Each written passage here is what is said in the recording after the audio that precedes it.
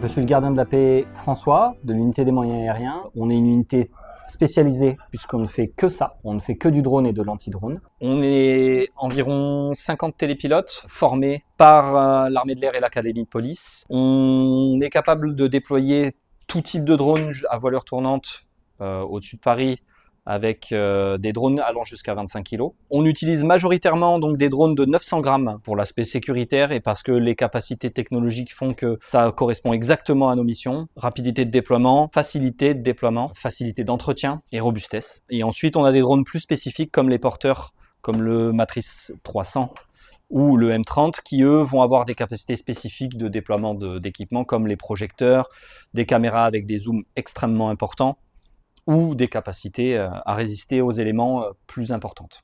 On utilise majoritairement donc des Mavic 3T.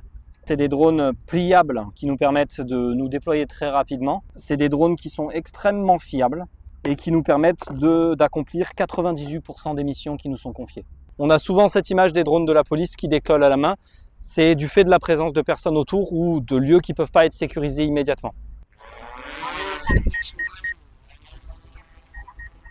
C'est un drone qui a une caméra optique, caméra numérique et caméra thermique. En sécurité, c'est primordial puisque à partir du moment où on va voler de nuit, on ne voit plus rien, donc on remplace par la thermique et ça nous permet de continuer nos missions. On est au maximum à 120 mètres, on est au même plafond que tout le monde. Il n'y a que sur certaines missions bien précises où on va potentiellement voler plus haut. Ça nous est déjà arrivé de demander 250 mètres. Parce que grosse concentration de drones en dessous, ça peut arriver, des drones professionnels, ou besoin de discrétion.